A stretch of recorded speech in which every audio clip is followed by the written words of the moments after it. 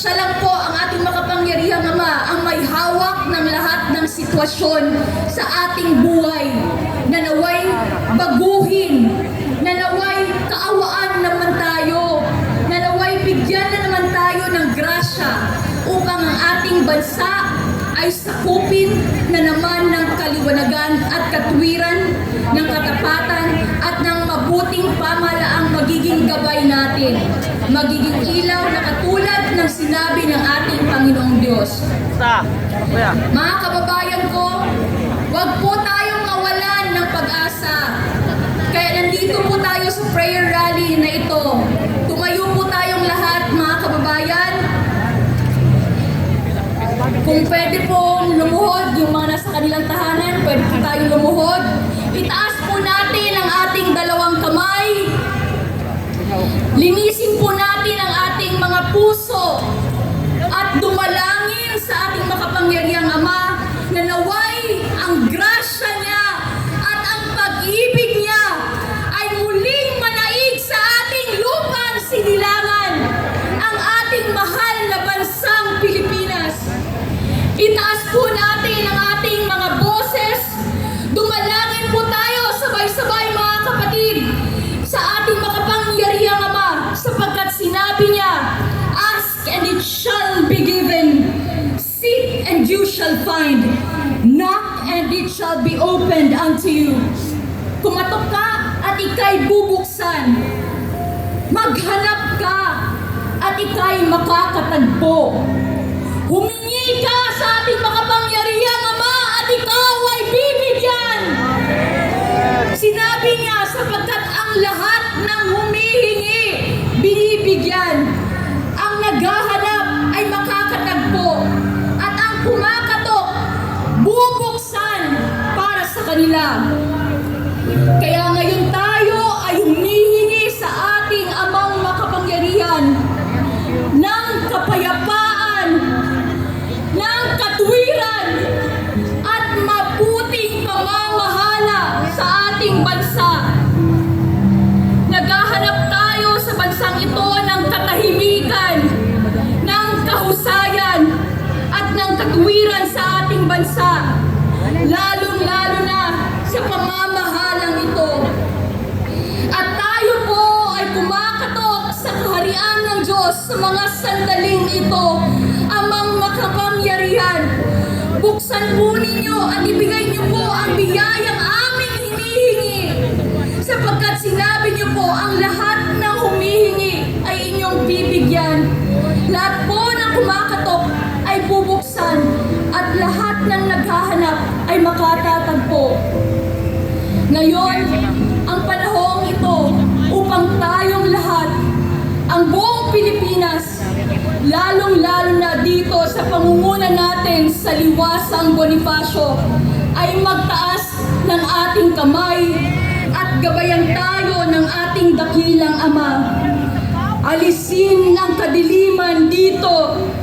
Alisin ang mga nagdudulot ng kadiliman at ang isang mabuting pamamahala ang kanyang ihandog at ibigay sa atin upang tayo ay tunay na makaramdam at magkaroon ng karanasan ng tunay na bagong Pilipinas. Bago sa puso, bago sa pag-iisip, bago sa lakad sa buhay na walang bisyo, lalo na ng droga at lalong-lalo na ng mga kriminalidad na ating nakikita sa ating kapalibutan. Naway gabayan tayo ng ating dakilang Ama. Pangunahan tayo at basbasan tayo sa ating mga dalangin ngayon. At ako'y naniniwala sa pamamagitan ng anak, ang kasagutan ay kanya nang ipinagkaloob sa atin sa mga sandaling ito. Makikita natin bubukas ang langit para sa ating lahat at ang ating pagbabagong inaasam at inaasahan ay may pagkaloob sa atin sa bandang huli ng ating mga panalangin dito. Makikita natin ito at tayo tayo ay kanya-kanyang magpapasalamat sa Kanya sapagkat hindi po patay ang ating Diyos. Siya po ay buhay na nakikinig sa ating mga dalangin. Kaya ito ngayon ang ating pagkakaisa at magkapit-bisig tayo, magkaisa ng puso't layunin at hingin natin ang gabay ng ating dakilang makapangyarihang may kapal na tayo ay Kanyang gabayan sa tunay na landas ng kaliwanagan, katapatan at pag-ibig at mabuting pamamahala. Huwag po ninyong kalimutan ang ating mahal na Pangulong Duterte na nasa Netherlands ngayon, Ama. Huwag niyong kalimutan si Vice President Sara, ang kaniyang pamilya, ang pamilya ng ating Pangulong Duterte, ang kanya pong asawa, mga anak na siyang nagtatanggol sa kanya. Nakita natin kung ano ang nangyari sa kanya doon sa Villamor Air Base. Wala pong kagalang-galang, walang respeto na hinila ang kanyang mga kasamahan. Pati siya ay pinagsabihan pa ng hindi maganda. Hindi po ito gawa ng Diyos. Ito'y gawa ng masamang espiritu. Talagang sinisikil ni Satanas na nagkatawang tao ang mga taong ginagamit ng Diyos sa kaliwanagan upang ang peace and order at ang kasaganaan ay mapapa sa ating bansa. Ayaw talaga ni Satanas yun. Kaya ngayon, tumatahak tayo sa kadilimang ito. Pero mas makapangyarihan ang Diyos kaysa anumang galabay ng kasamaan.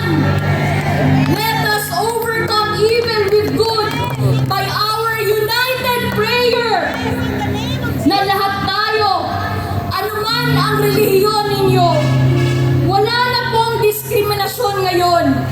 Magkaisa tayo bilang Pilipino at ialay natin ang ating bansa sa ating poong may kapal.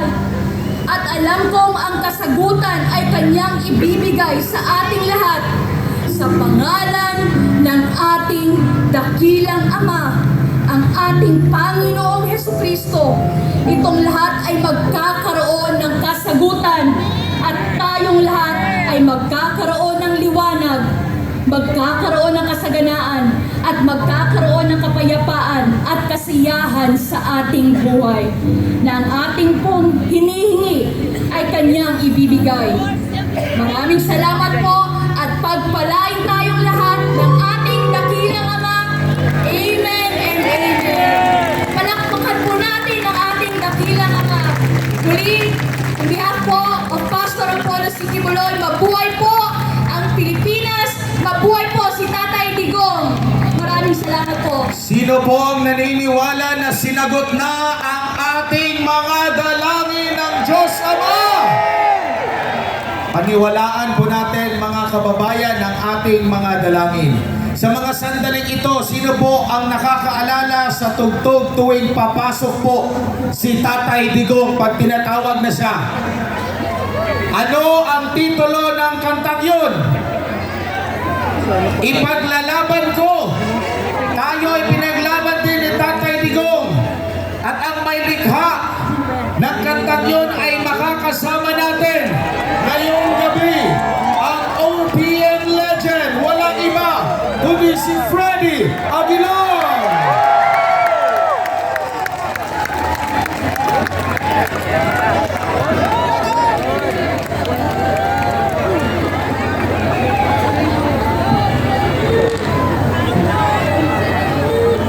Magandang gabi po sa inyong lahat.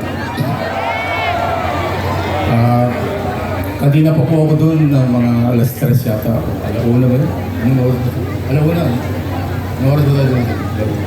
Kanina pa po kami doon at katulad din po ninyo, kami po ay hindi napagkakatulog ng tama mula nung trinaitor po nila yung minamahal nating Pangulo. Kauna-unahang Pangulo na talagang nagdulot ng tunay na pagbabago sa bansa natin ay binastos pa po ng mga traidor. Kaya kakantahin ko po ngayon ay tungkol sa kalayaan. Sapagkat naniniwala po ako na dahil po sa ginawa nila ay nawalan na naman po ulit tayo ng kalayaan. Sa madaling salita po ay inagaw na naman nila sa atin yung ating ipinaglaban nung ating itinakbo ang kaibigan natin si Digong kung tawagin namin mga close sa kanya. Kaya kakantahin ko po sa inyo lahat ito at kung gusto po ninyo sumabay ay okay lang po.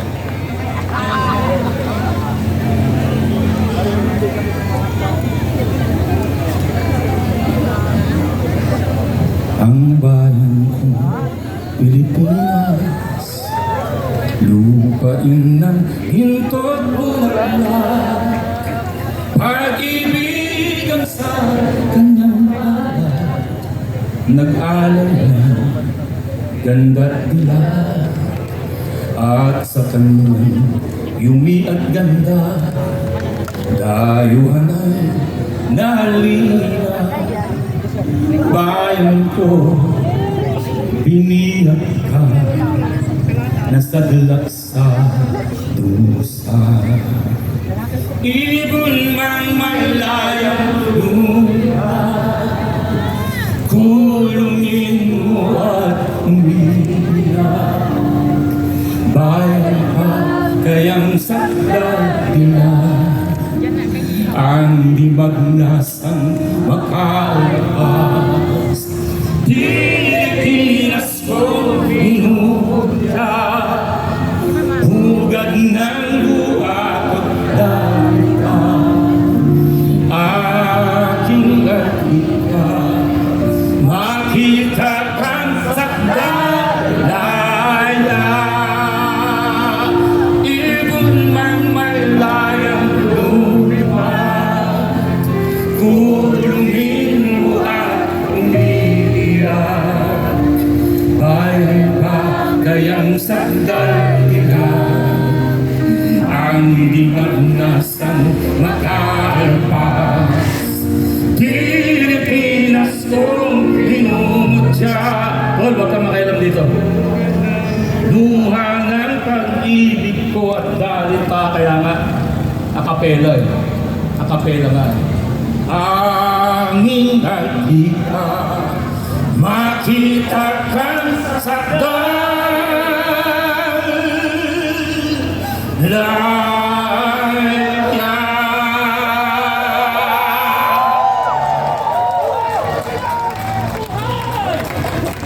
Mabuhay si Pangulong Rodrigo Duterte!